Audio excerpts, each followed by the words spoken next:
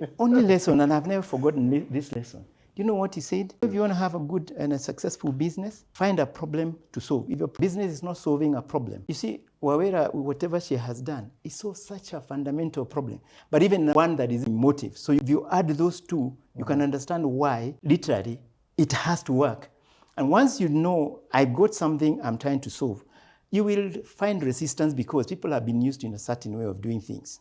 For me, I was a bit lucky because I knew everyone in the industry. So I could go and push, solve it. That was my biggest job when we started.